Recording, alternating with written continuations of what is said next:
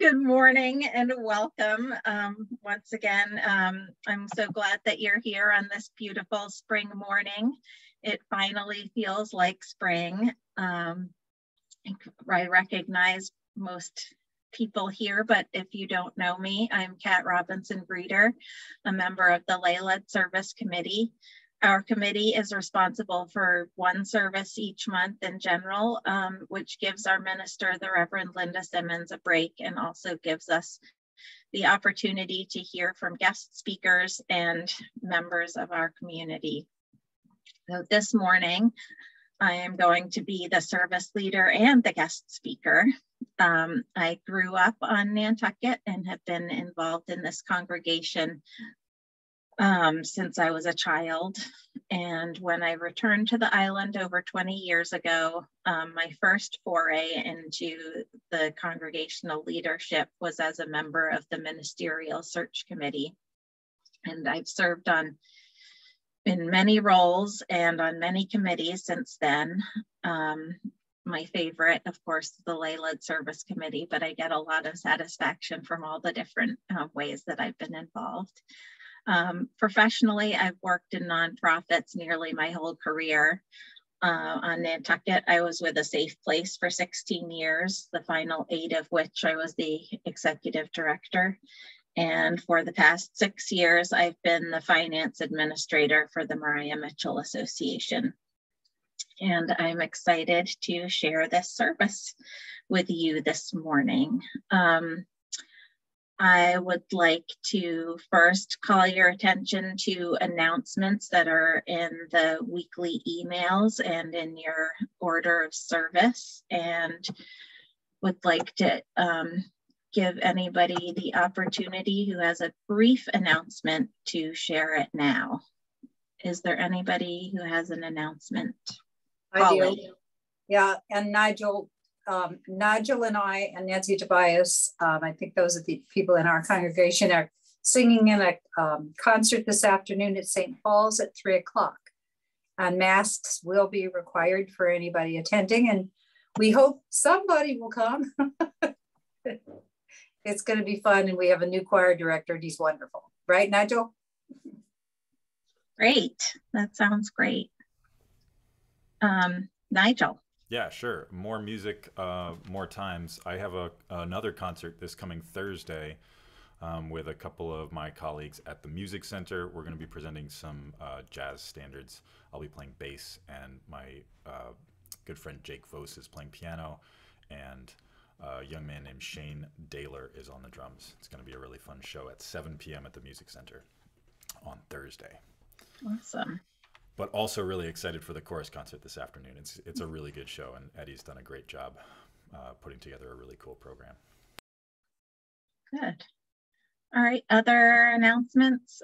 Joanne? You need to unmute yourself, Joanne.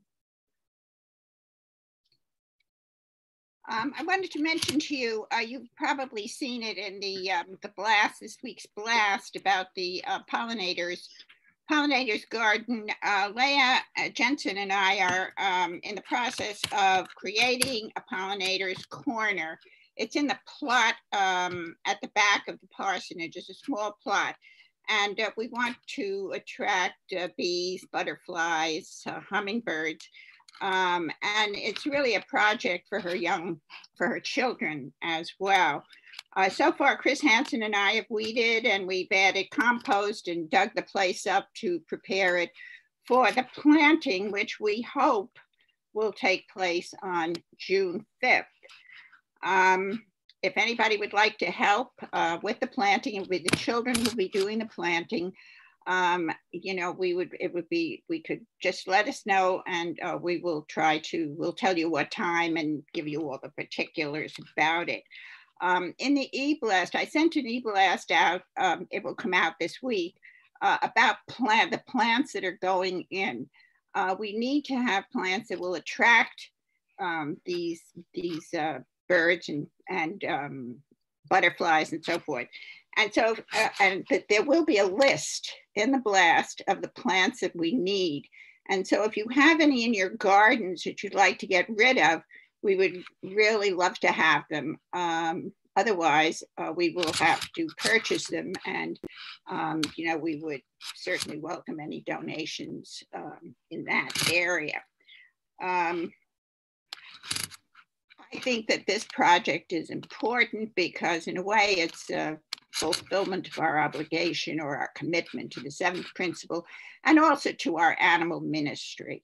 So I urge you to get involved, and we would welcome any help that you would want to give. Thanks, Joanne. Other announcements?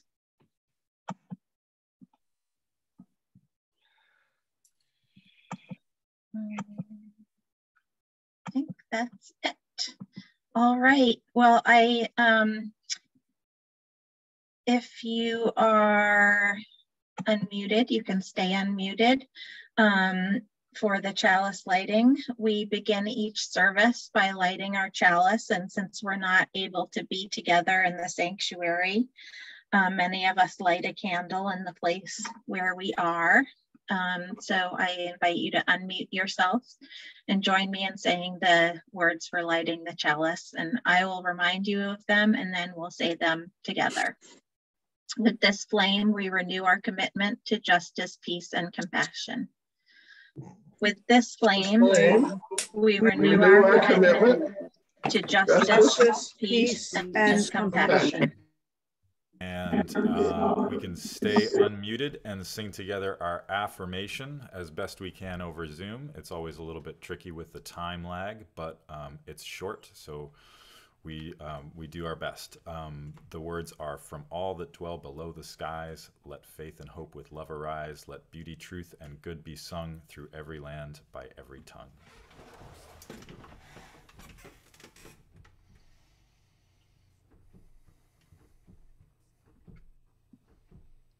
Forgot to turn my keyboard on.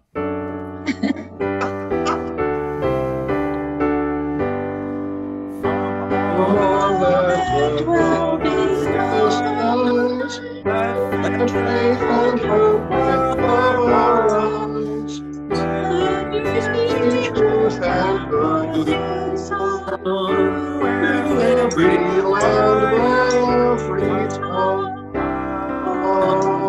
Amen.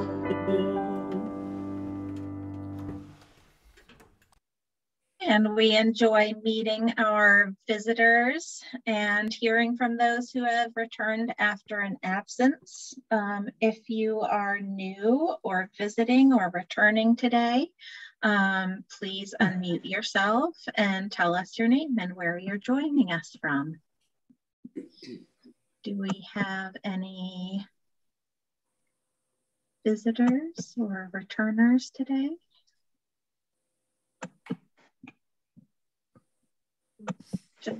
Just us chickens, as Reverend Linda says. Okay, well, then please unmute yourselves and let us all greet each other in fellowship. Hello, everyone. Hey. Hi. Hi, Carl. Morning. Oh, Lauren. Everyone. I hope is Randy okay? She's feeling a little under the weather. She went back to bed. Oh, Okay. dear. We'll give her our love. Give her a Thank you. hug. I will do that. Good morning, Henry. Morning. Hi, Henry. Oh, no, not. My sister is visiting your Paul and Laura, your daughter, as you know. I heard she'd made it to the I farm. got a lot of pictures with animals. Yeah. I bet Oh, there good. are. Hi, Good Elizabeth. morning, Priscilla. Nice morning. to Hi, see you. Priscilla. Priscilla. Hi, Anne. Hi, Laura Ann. and Paul, are you in the Hi, sanctuary? Gabrielle and Hi, Nap. Ann. Morning. Hey, Patrick. Holly. Hi, Paul. Is that a backdrop? Hi, both. Yeah. It's a good one. Hi, Joanne. Oh, yeah, it's a background. Joanne, good morning. Laura blinking in and out. Hi, Kathy Stevens. Morning. Yay. When are you coming to Nantucket, Kathy? She's probably muted. There. Wednesday. Hey. Hooray. All right. Hi, I like your Bob and haircut. Loretta. Morning. Hi, good morning. Okay, great. Shall we go to our first hymn? Sure.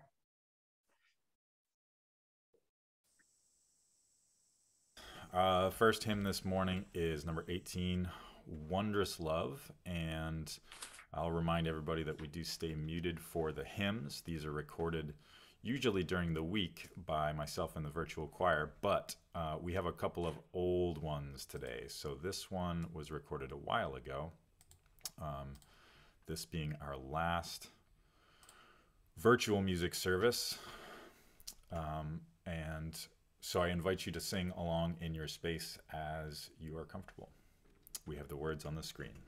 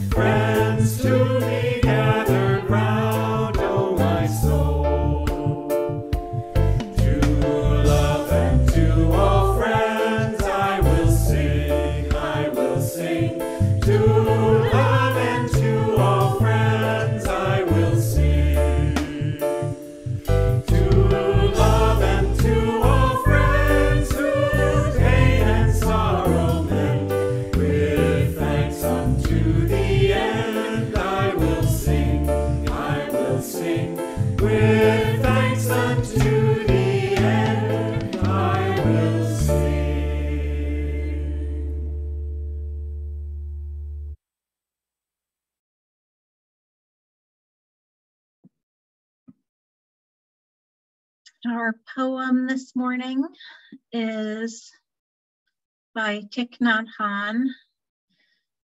Please call me by my true names. Don't say that I will depart tomorrow.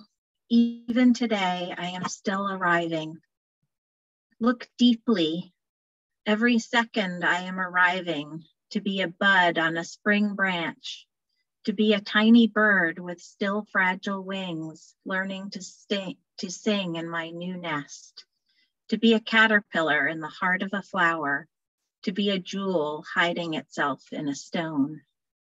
I still arrive in order to laugh and to cry, to fear and to hope. The rhythm of my heart is the birth and death of all that is alive.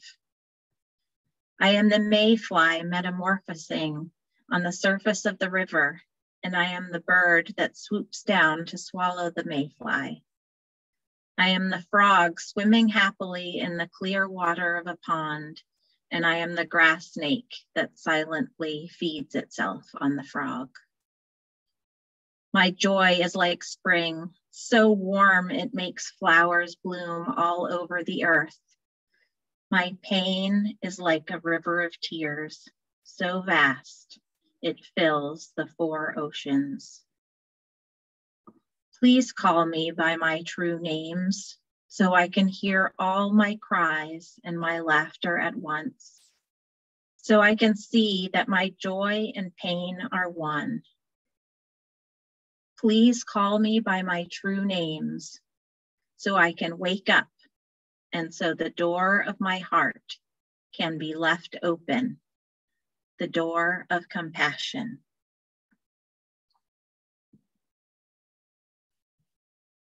I invite you to enter into the spirit of meditation, silent reflection, or prayer. as I continue with these words by Rebecca Edmiston Lang.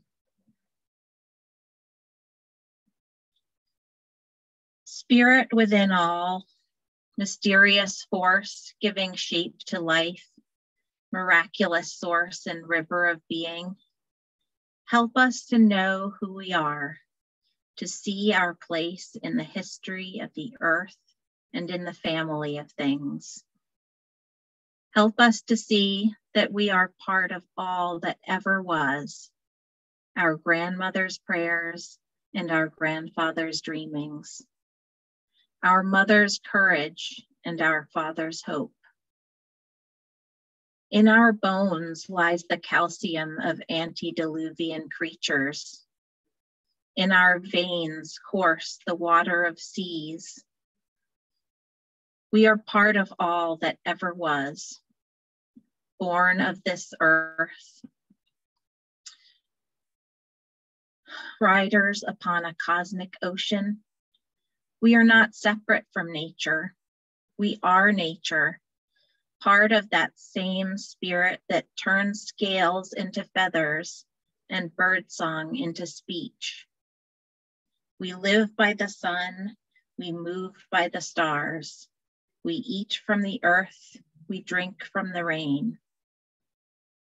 O great spirit, help us to know who we are and fill us with such love for this holy creation and gratitude for this awesome gift we call living, that we might claim our inheritance and live out our calling to bless the world and each other with our care.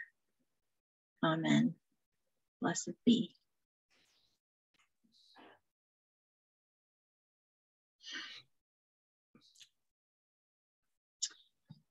Each week we take time to acknowledge the joys and sorrows and milestones from the preceding week. Reverend Linda calls this part of our theology, as it reminds us that we are connected with each other through all the joys and sorrows that we share at different points in our lives. If you have something to share, please wave or raise your hand, and I will invite you to unmute yourself.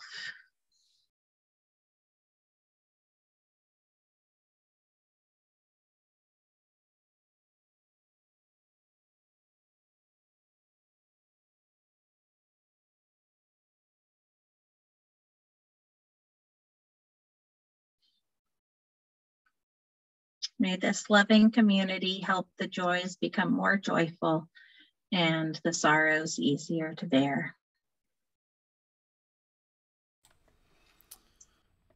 And it's time for our middle hymn this morning. We're going to sing number 1009, Meditation on Breathing. And it's repetitive, so I'll remind everybody of the words. When I breathe in, I'll breathe in peace. When I breathe out, I'll breathe out love.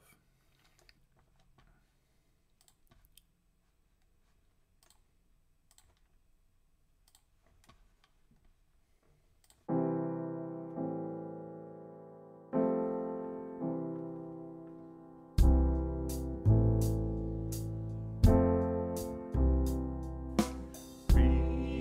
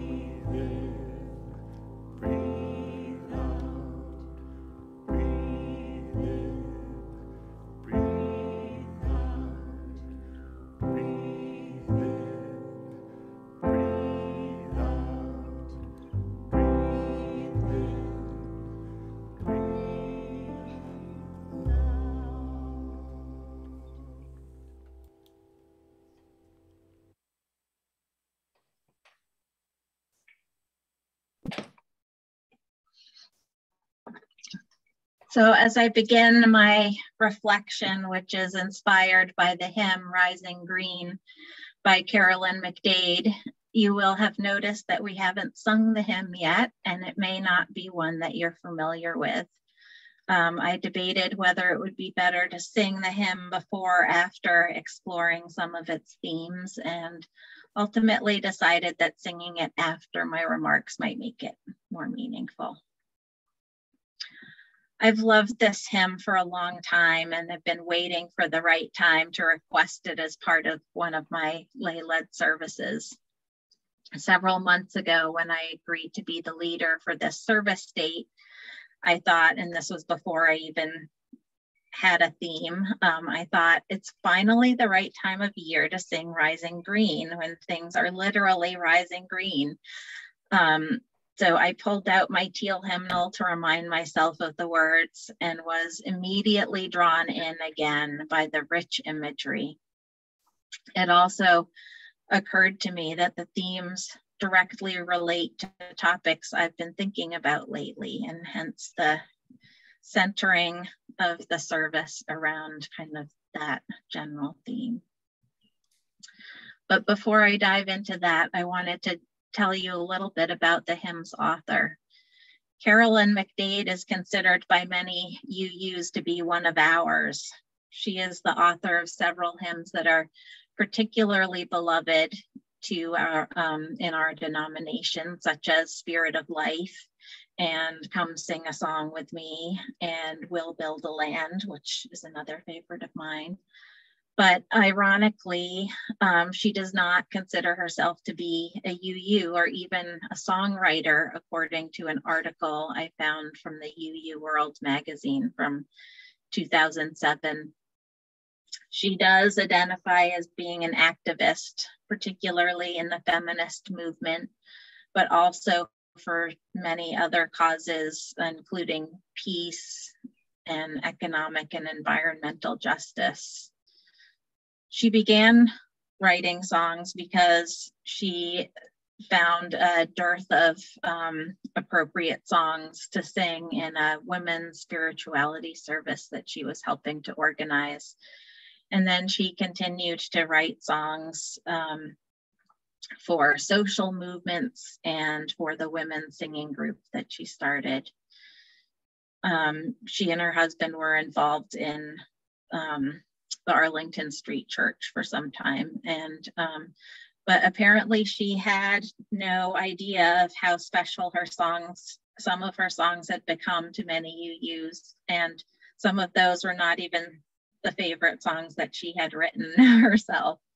But I like them because they're so evocative with their themes connecting to nature and spirituality. And I can feel her activism coming through. And even if it's not stated explicitly, there's a call to action and an emphasis on direct experience. Personally, I have trouble letting go of my intellectual and judging mind in order to just experience and feel. Perhaps because of that, I'm particularly drawn, at least intellectually, to the idea of a direct felt experience of and connection to the divine. But what is the divine? Or at least what is it that I mean when I use the word? I consider one of my archetypes to be that of the seeker. And as such, over my life so far, I have explored a number of different religious, spiritual, philosophical belief systems. In some ways, I regret that my tendency of flitting from one to another has never resulted in a deep commitment to any one of them. But I guess that's also what makes me appreciate the UU tradition so much, because it allows and encourages spiritual growth and being able to draw wisdom from many different traditions. So in that case, it fits me very well. But back to my idea of the divine. I don't believe in God as such, at least not as a perfect omniscient being. I do believe in a power greater than myself, but I don't choose to name it or claim to know much about it. In fact, I'm not even sure that it's self-aware. The story that I like is that humanity and perhaps all sentient beings, maybe everything, were once part of a whole perfect being. Perfection, though, is static. There's no growth or change because it's already perfect. So this being made the decision to break apart in order to experience things, feel things, emotions, pain, joy, love. And we're all pieces of that whole, each containing a small piece of the divine, feeling and learning and yearning to be reunited with each other and the source. One could even imagine that the Big Bang was the breaking apart, and everything since has been the slow process of evolving with the hope of ultimate reunion. Unfortunately, from a scientific standpoint, current thought is that in terms of physical matter, the universe will continue to expand and will end in something called heat death or big freeze.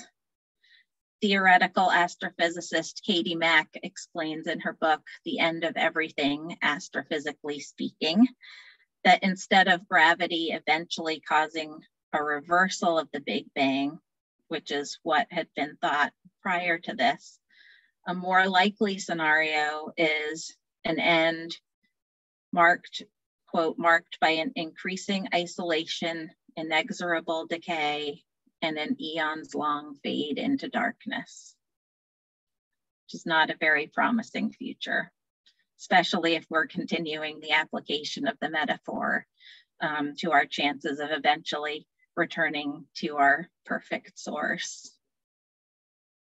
But at least the end won't be coming for another 200 billion years or so.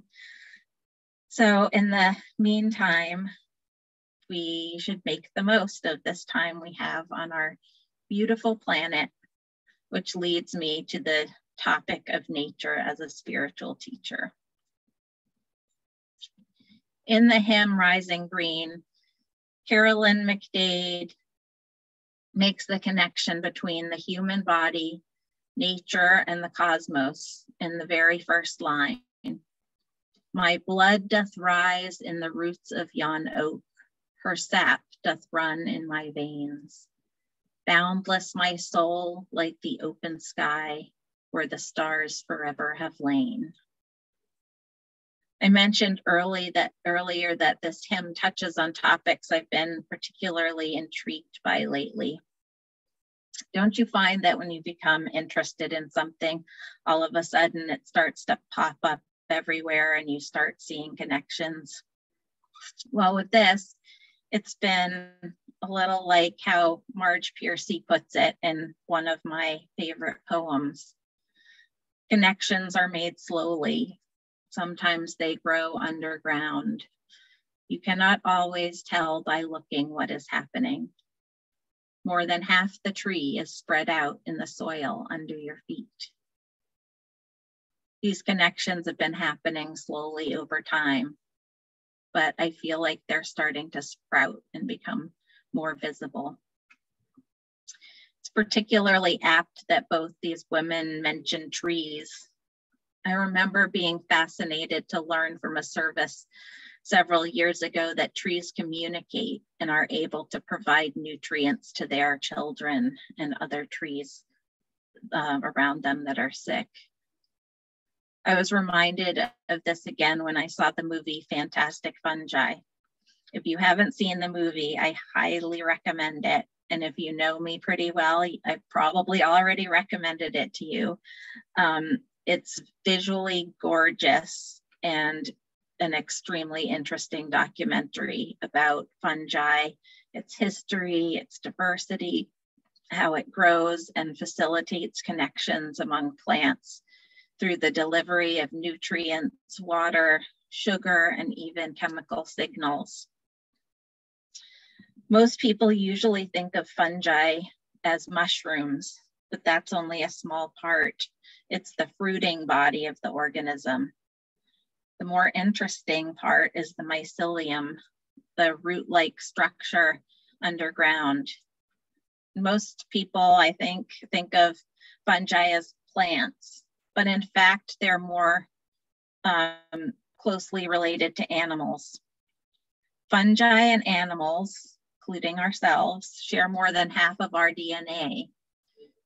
Besides providing a system for transporting nutrients and information between plants, mycelium can do other amazing things, produce food and medicines like penicillin, filter water, even decompose heavy metals and toxic waste.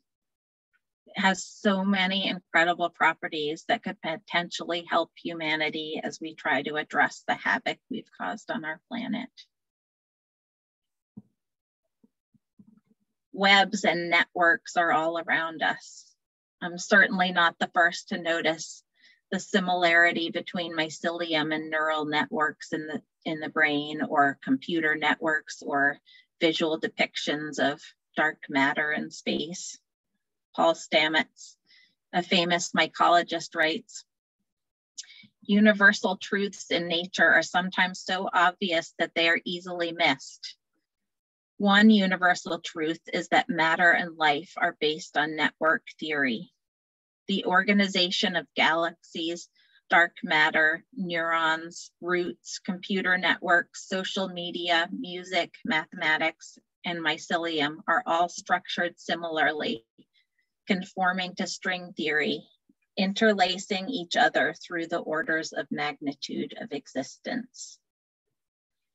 Clearly, networks of all sorts create the structure for life and communication. Even our own seventh principle, respect for the interdependent web of all existence of which we are a part, recognizes the importance of networks in spiritual life. Learning and thinking about these connections enhances my own awe and appreciation of nature. My personal challenge is to not let the thinking be where it stops. And that's where this hymn helps remind me that the actual felt and embodied connection is the most powerful. Just as with meditation, the challenge is to reduce the grip of the thinking mind and dwell more often in the present moment. With her words and music, McDade helps facilitate a felt experience of connection between ourselves, natural cycles, the cosmos, and spirituality. She compares our blood to the flowing sap in trees, our beating hearts to ancient music, and describes feeling the pull of the moon on the tides as if in her own body. She concludes with the line, "Wondrous our faith settles deep in the earth, rising green to bring a new day." These networks are physical and metaphorical and spiritual. This is the time of year when everything is rising green, and we can imagine planting our roots in the soil, connecting to the network of nature, drawing from the strength of the earth. But we have to give back too. It's not just a one-way street. Just as trees send nutrients to others nearby who are struggling, we can do the same. We're lucky to have so many entries to the natural world on Nantucket to practice and experience these connections. I know that when I get out to walk my dog or run my hands through the sand and listen to the waves, or work in my yard, I do feel more connected, more part of the whole. I'm also reminded, and will conclude with, one of Dr. King's famous quotes, which, while made about racial justice, is equally applicable to our relationship with nature. We are caught in an inescapable network of mutuality, tied to a single garment of destiny. Whatever affects one directly affects all indirectly. Let it be so.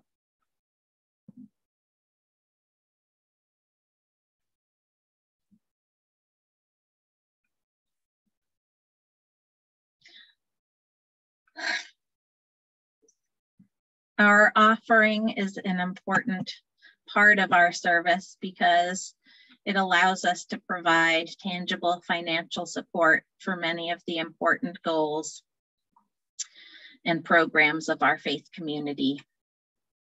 Your generosity supports the ministry of Reverend Linda, the inspiring and sustaining music that Nigel, the virtual choir, and guest musicians bring us, the creativity that Leah brings to the children in the World Explorers program, and the expertise of Sue and now Linda in the office, along with the many outreach programs our congregation is involved with.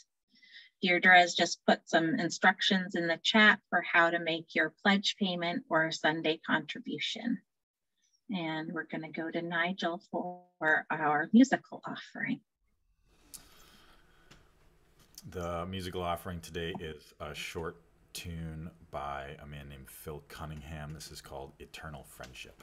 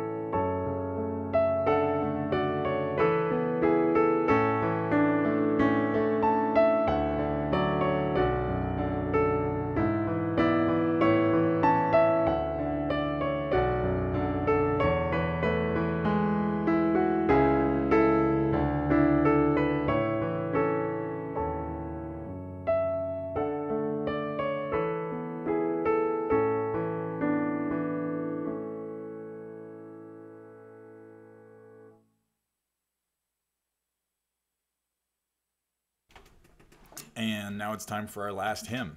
This is number 1068, Rising Green.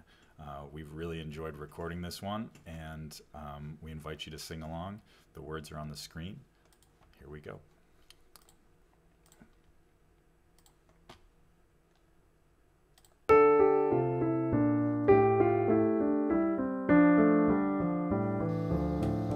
My blood doth rise in the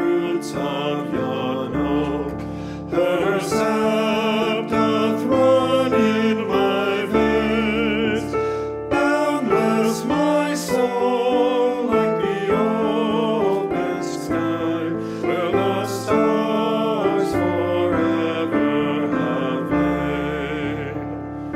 Where the stars, where the stars, where the stars forever have lain.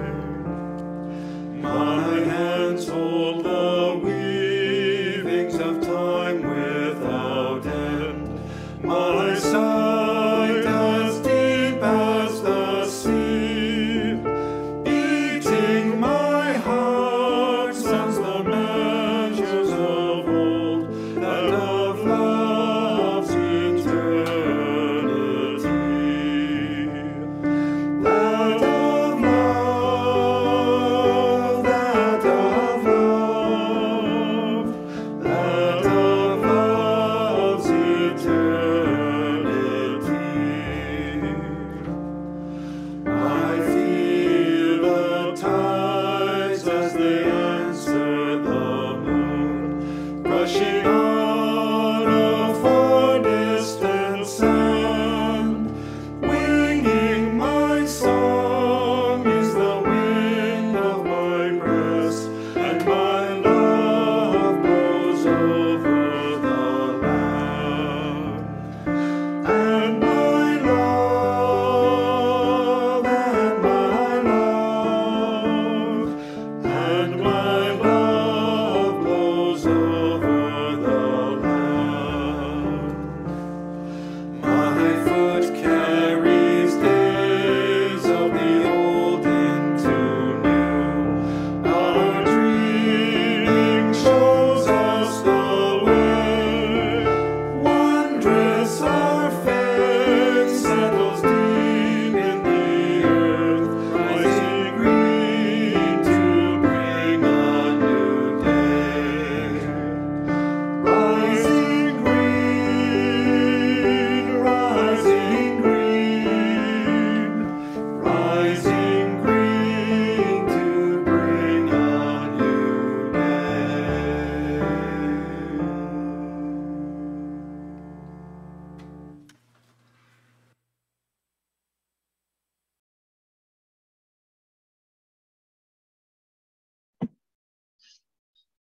Thank you so much for doing that beautiful recording. Our closing words this morning are by Elaine Keziah. May my wisest self guide me through this day. May she remind me to look through eyes of wonder and see the abundant beauty of here and now. To live from my toes up, grounded on this precious earth and in this miraculous body. To open my heart, flinging wide its shutters, so no defenses cut me off. To employ my hands to create beauty, to soothe suffering, and to unlock potentials. Eyes, feet, heart, hands. From here, I can wake to my life and the gift that it is. From here, I can move through my day with simple ease. From here, I can spread compassion and love. From here, I can mend the world. May I be in harmony today with the current that flows through all, and may I be a faithful expression of this sacred source. Here I am. Amen. I invite you to unmute yourselves now and join me in saying the words to extinguish the chalice. I will say them to remind you, and then you can say them together. Carry the flame of peace and love until we meet again. Carry the flame of peace and love until we meet again.